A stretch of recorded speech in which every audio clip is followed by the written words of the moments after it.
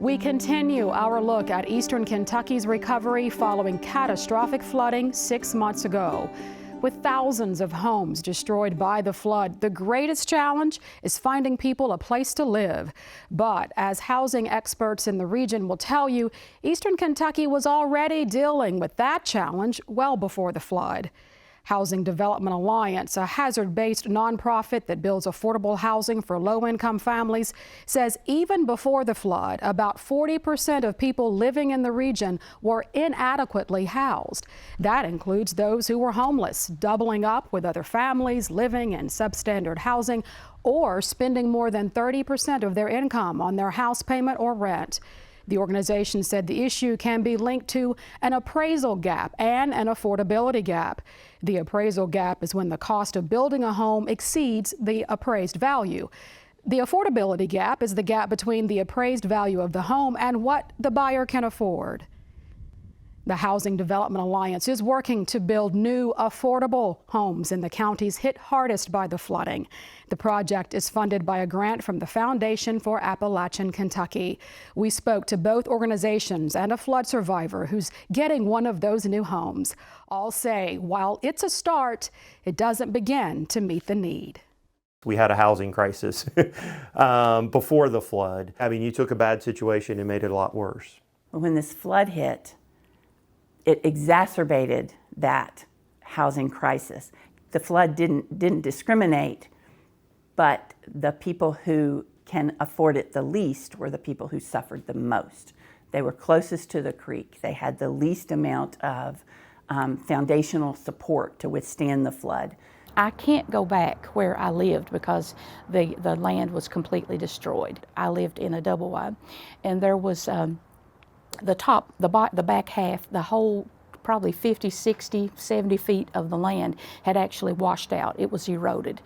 And the back half of my house was just standing there in like 30 feet up in the air. My son and daughter-in-law live in northern Kentucky, and they came and were able to get to us. And so we stayed up there until the end of Thanksgiving, or Thanksgiving weekend, and we found a rental in Breathitt. It was so hard even for us just to find a rental, and it was just accidental mentioning to a person that knew a person.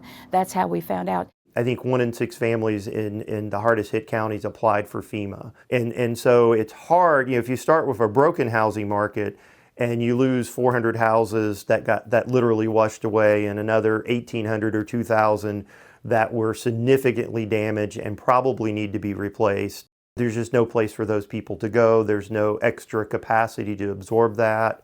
Now, as I drive back in areas, there's just every little spot that could possibly have a travel trailer or a small trailer or anything. They're just stuck everywhere because all the land that at one time was never flooded, it's just gone, and nobody knows what to do. The need is significantly more with this event because of the lack of insurance. FEMA says 4% of applicants that they had flood insurance. So 96% of the people who are trying to recover from this flood started with nothing.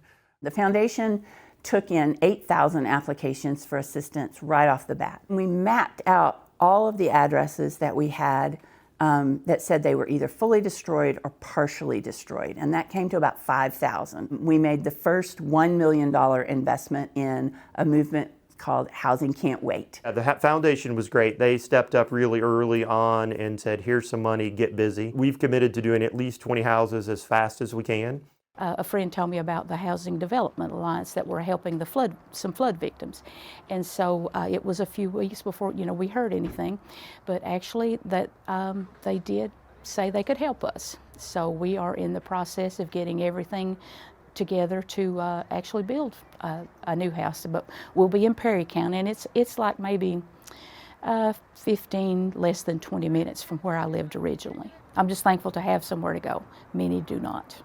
We know that's just a drop in the bucket to the need. When we talked about long-term recovery and talking about building thousands of houses, that's not something that can happen overnight. But people need housing today. And so people are living in all sorts of different situations. We know people who are staying in houses that are not completely repaired. We've seen people buy mobile homes and bringing them and setting them right back up where their mobile home washed away. And I think it is desperation. And that's one of the reasons why we were really desperate for the state to, fund some of the recovery. Our legislature didn't put any housing dollars in the first emergency bill. I think that was wrong. One of the things we're being told is, well, you're not ready to spend the money. You haven't even spent all this money. The problem with that is, in order to be ready to spend the money, you have to know what's coming. We're going to do ourselves a disservice if we spend all of our philanthropic dollars first, and then let the state say, what kind of money do we need? We need all the things. So we need to be stacking that philanthropic money and that state money and that federal money with now and with any money that might come later. We know if we don't have any resources, if we don't know what's coming, we can't even give people hope. And more than anything right now, our people need hope. According to Scott McReynolds, around 70% of the families impacted by the flood did not live in a designated flood zone. He said that presents a challenge when they're trying to help a family determine whether they should rebuild on their property or move somewhere else.